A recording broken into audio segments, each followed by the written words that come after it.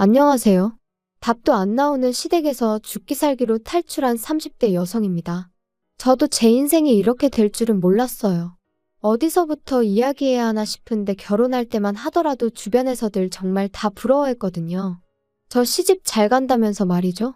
정작 제 스스로는 이게 잘 가는 건가 긴가민가 했는데 사람들이 하도 부러워하니까 그런가 보다 한 제 잘못이라 하면 맞아요, 제 잘못이에요.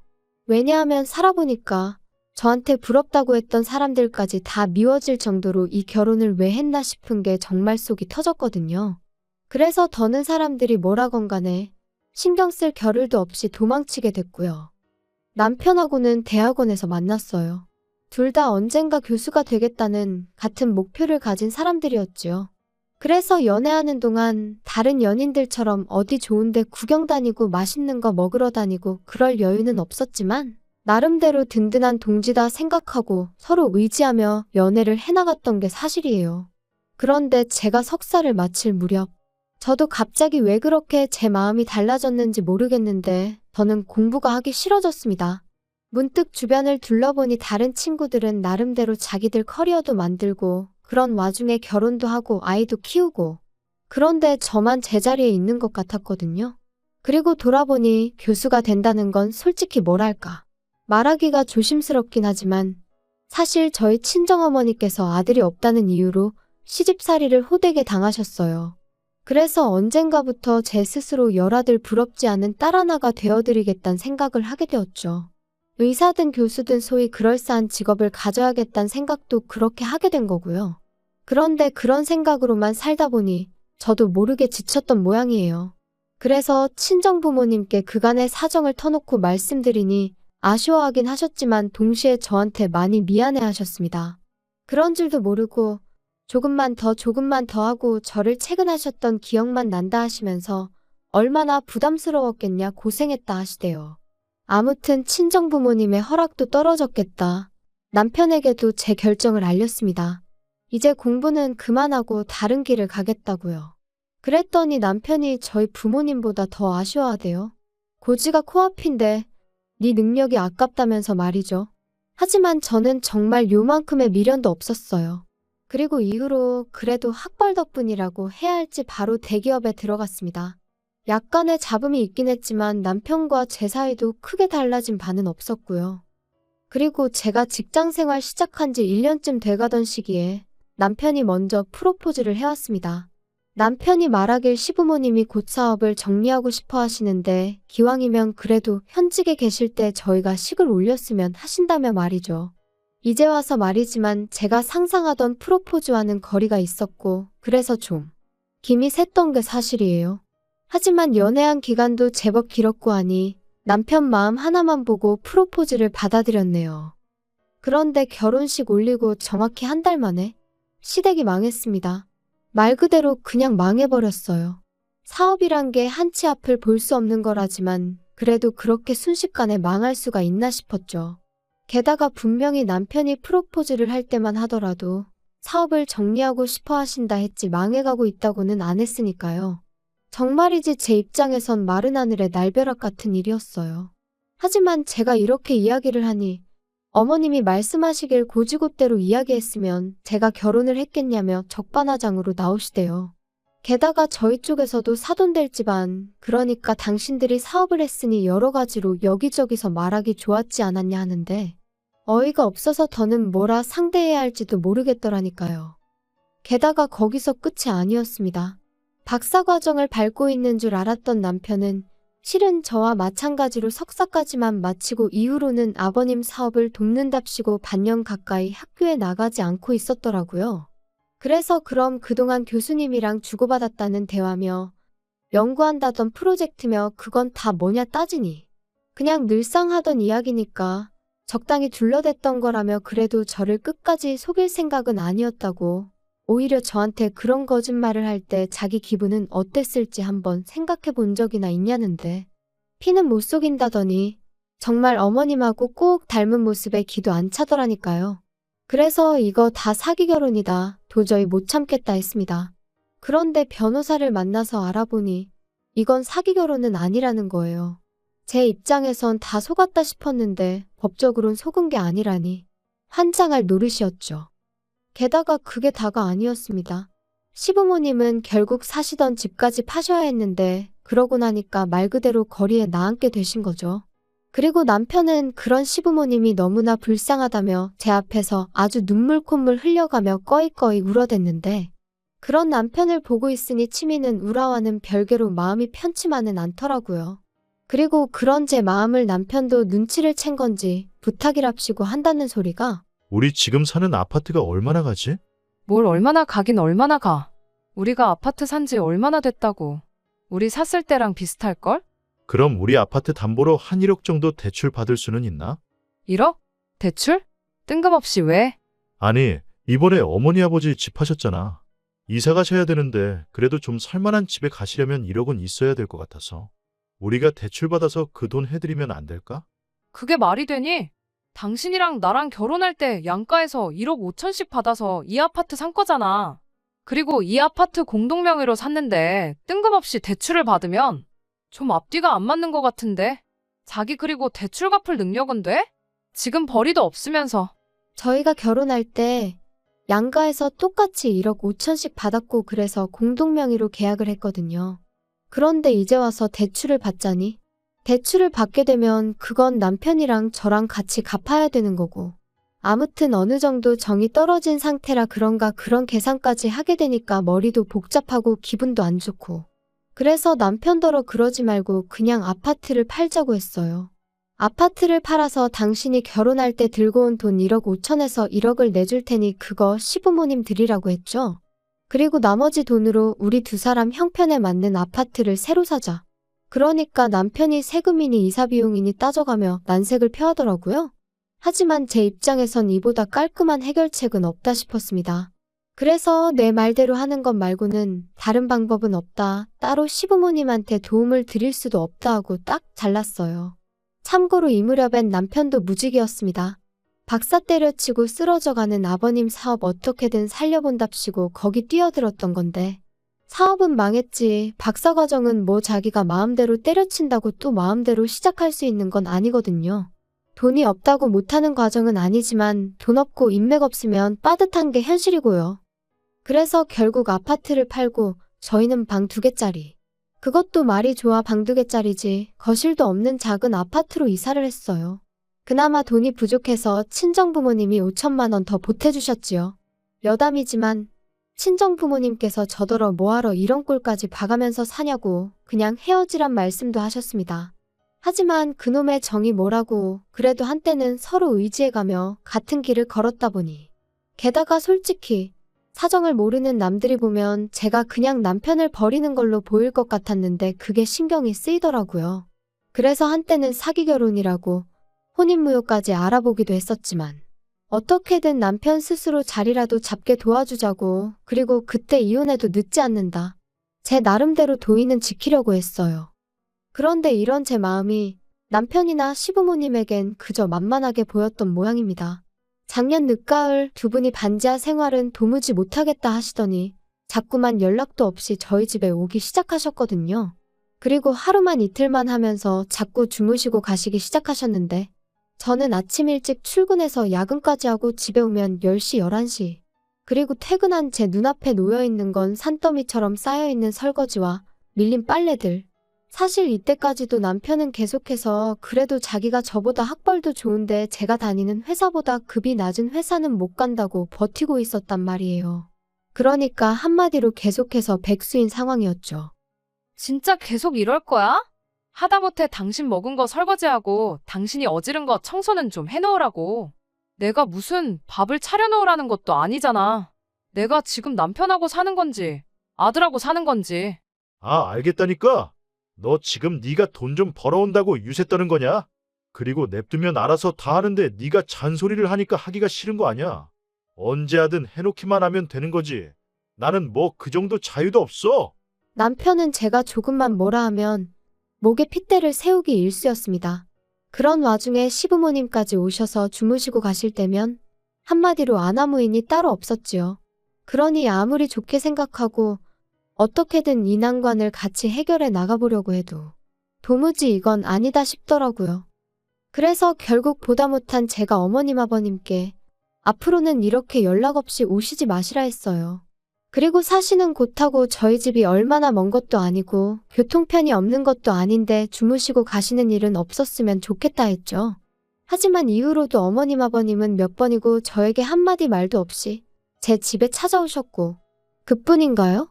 언젠가부턴 부엌 찬장과 냉장고는 물론이고 제 서랍이나 옷장까지 뒤져보시면서 잔소리를 하시기 일쑤셨습니다. 한 번은 친정부모님이 제 생일이라고 사주신 명품 핸드백을 보시고는 시부모한테는 생활비랍시고 꼴랑 50만 원 보내주면서 저는 감히 핸드백을 산 거냐며 회의로 전화를 받지 못하던 저에게 30통의 부재중 통화를 남겨놓으신 적도 있지요. 저로서는 일단 제가 산 것도 아닌데 그런 오해를 받은 것도 억울했지만 설령 제가 샀다고 한들 제가 제 힘으로 번 돈인데 제가 핸드백 하나 샀다고 그 정도로 욕을 먹어야 하나 싶은 게 너무 속상하고 화가 나더라고요. 그래서 결국 참다 못해 남편에게 나 솔직히 당신 하나만으로도 너무 벅차. 근데 어머님 아버님까지 나를 말려죽이려고 작정이라도 하신 분들 마냥 도대체 왜 저러셔? 진짜 힘들어 죽겠어. 너무 부담스럽다고. 야, 뭐? 부담스러워? 너 지금 우리 부모님을 무슨 짐짝 취급이라도 하는 거야? 야, 막말로 네가 우리 엄마 입장이면 안 열받겠냐? 우리 엄마도 한때는 백화점을 놀이터처럼 드나들던 분인데 그런 분이 지금 저렇게 살고 계시니 속 터질 만하지. 근데 너는 뭐 한 번이라도 그런 우리 엄마 모시고 백화점에 가봤어? 맨날 장모님하고만 다니잖아 너. 아니 어머님이 힘드시면 나도 쇼핑하면 안 되는 거야? 그리고 나도 우리 엄마가 사주는 거고 내 돈으로 살 형편한데. 당신이 한 푼도 안 벌어오잖아. 야, 너 유세냐? 그 얘기가 지금 왜 나와? 그리고 이런 무의미한 대화가 30분쯤 오갔을까? 남편이 한다는 말이 그러니까 이참에 어떻게든 자기 부모님도 숨통 좀 트이게 해드리자더니 대뜸 저희 친정부모님 가게 이야기를 꺼냈습니다. 참고로 저희 친정부모님은 30년 넘게 한식당을 운영하시다가 몇 년 전부터 백화점의 밀키트 형식으로 납품을 시작하셨고 이게 잘 되어서 2년 전부터 프랜차이즈 사업도 시작하게 되셨어요. 그리고 남편은 그 프랜차이즈를 들먹이며 시부모님한테 그 매장을 하나 차려드리자는 거였죠. 매장 차리는데 돈이 얼마나 드는지 알고는 하는 소리야? 그럴 돈이 어딨어? 대출 받으면 되잖아. 대출은 그냥 받아? 담보가 있어야 받지. 우리 사는 이 아파트. 이 아파트? 아니 왜 걸핏하면 아파트를 들먹거리는 거야. 그리고 이건 이제 내 아파트야. 야, 너 나 1억 5천 중에 1억만 줬으니까 아직 5천 여기 들어가 있거든. 진짜 어이없네. 그럼 뭐 5천까지 돌려달라는 거야? 대출 안 받아줄 거면 돌려줘. 그래 그럼 5천 받고 아예 이 집에서 나가. 내가 무슨 자원봉사자야? 생활비도 한 푼도 안 벌어오는 당신을 재워주고 먹여주고 그러게? 넌 뭐 말을 또 그렇게 하냐? 내가 마음만 먹으면 취직하는 거 일도 아니고 취직하면 너보다 잘 버는 것도 일도 아니야. 말 같지도 않은 소리만 골라서 하네. 5천 돌려줄 테니까 그 길로 짐 싸서 나갈 생각이나 하셔. 알겠어? 왜 대답 안 해? 야, 됐다. 말을 말자. 그리고 저는 이 정도면 남편이 더는 가게 일에 대해서는 말하지 않을 줄 알았는데 그로부터 며칠 뒤 친정어머니께서 연락을 해오셨습니다.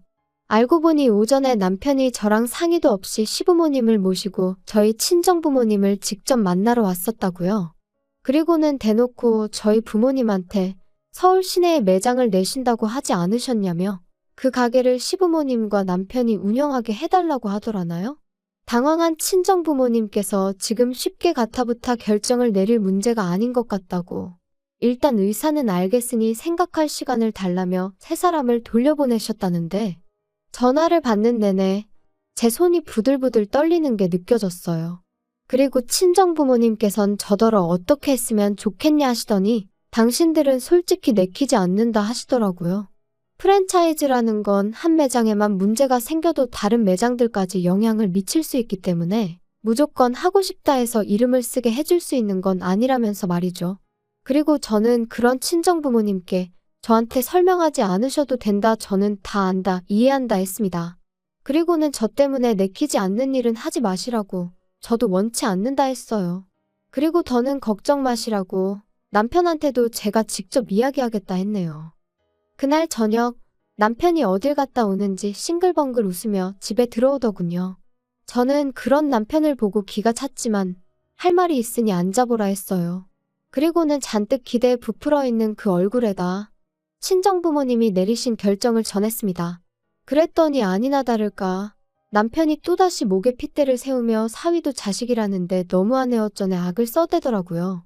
그리고는 급기야 저희 부모님하고 자기가 얘기를 좀 해봐야겠다 하는데 아니 안 된다는데 자꾸 무슨 이야기를 해보겠다는 건지 저도 너무 화가 나더라고요.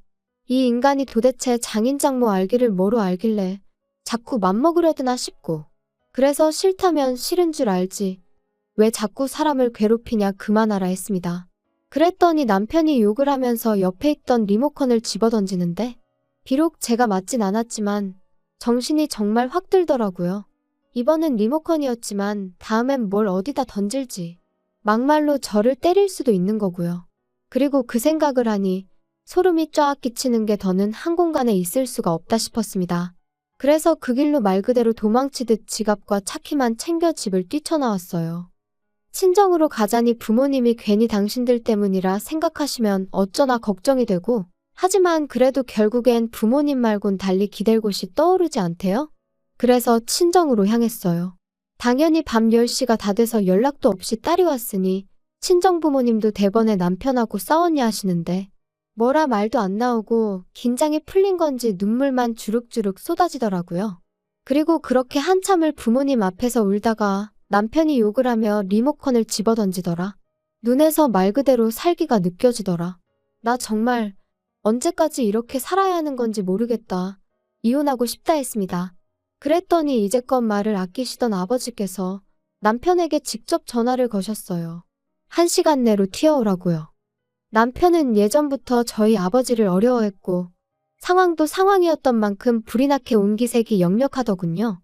그리고 앉지도 서지도 못하고 어정쩡하게 있는 남편더러 아버지께서 무릎 꿇고 앉으라 호통을 치셨더니 그제서야 남편이 허겁지겁 내내하며 앉는데 그 꼴이 어찌나 우습던지. 그리고는 아버지께서 남편에게 저와 이혼하라 하셨습니다. 제 의견은 이미 확인했고 자네 의견 묻자고 부른 게 아니라며 이건 통보니까 집에 가는 대로 짐 싸서 내일 오전 내로 나가라 하셨지요. 그러자 남편이 저랑 아버지를 번갈아 쳐다보며 갑자기 무슨 말씀이시냐. 부부싸움 좀 했다고 장인어른까지 나서서 이혼하라 마라 하시면 곤란하다 하고는 말대꾸를 하대요. 그리고 그런 남편에게 저희 아버지가 남편이 했던 것처럼 욕을 하며 리모컨을 던지셨어요. 남편은 지 머리라도 맞는 줄 알았는지 순간 양손으로 지 머리통을 감싸며 피했고요. 남편은 그제서야 저와 아버지께 번갈아 가며 싹싹 빌기 시작했어요. 자기가 경솔했다. 죄송하다. 그냥 요새 여러 가지로 스트레스를 받다 보니 순간 실수를 한 거라면서 말이죠. 그리고는 자기한테 한 번만 기회를 달라. 저만 허락한다면 택배든 뭐든 일이라면 닥치는 대로 하겠다 하는데 솔직히 별로 와닿지가 않더라고요. 그리고 저는 이미 기회는 줄 만큼 줬었으니까요. 그래서 그런 남편에게 더는 시간 낭비하고 싶지 않다 했습니다. 그리고 제 확고한 태도를 보고는 아버지께서도 남편더러 이미 떠난 버스한테 다음에 일찍 나와 있겠다 하면 다시 돌아오더냐고 다 끝났다 하시더라고요. 이후로 이혼 안 해준다는 남편을 상대로 이혼 소송을 했고 당연히 결과는 제 예상대로 흘러갔어요. 결혼한 이후로 제대로 된 경제활동 한 번 하지 않은 남편과 그럼에도 불구하고 계속된 시부모님의 부당한 요구가 이혼 사유로 인정받았거든요. 그래서 1년이란 비교적 짧은 결혼 생활이었음에도 불구하고 많이는 아니지만 위자료 1,000만 원도 받게 되었죠. 그런데 어째서인지 기쁘다기보다는 후련하고 행복하기보다는 속이 시원한 정도였어요. 한편 남편은 그렇게 저와 이혼하고 원래는 시부모님이 사시던 집에 들어가려 했던 모양입니다.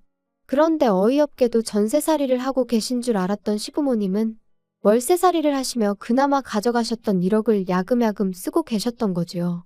남편이나 저에겐 매번 못 먹고 못 쓰고 사시는 척 하셔놓고 뒤로는 여행도 다니시고 그래놓고는 남편한테는 그러니까 저한테 좀 잘하지. 왜 이 사단을 만들었냐고 역성을 내셨나 봐요. 남편이 저랑 살 때가 좋았다며 후회된다 그립다 개소리 찍찍 써가지고 문자를 보냈던데 어찌나 재수가 없던지 뭐 지 말로는 자기는 고시원으로 일단 들어가게 되었다면서 거기서 자기 나름대로 일자리도 구하고 열심히 살고 있을 테니 제 마음 풀어지면 연락 달라나요? 이쯤 되면 고시원이 아니라 어디 병원에 입원을 해야 하는 거 아닌가 싶은데. 아무튼 어떻게 마무리를 해야 하나 싶은데 여기까지입니다. 저는 그 어느 때보다 잘 지내고 있거든요. 집에서 스트레스 주는 인간이 없으니 몸도 마음도 한층 건강해지는 기분이에요. 경제적으로 여유가 생긴 건 뭐 말할 필요도 없지요. 여러분도 혹시 옆에 노답인 인간이 있는데 혹시나 하는 마음으로 기다려주고 계시다면 제 경험상 사람 잘 안 바뀝니다. 일단 내 자신의 행복과 건강부터 챙기는 게 제일 중요한 것 같고요. 조금씩 따뜻해지고 있는 지금 날씨처럼 여러분의 하루도 어제보다 따뜻한 하루가 되시길 바라겠습니다.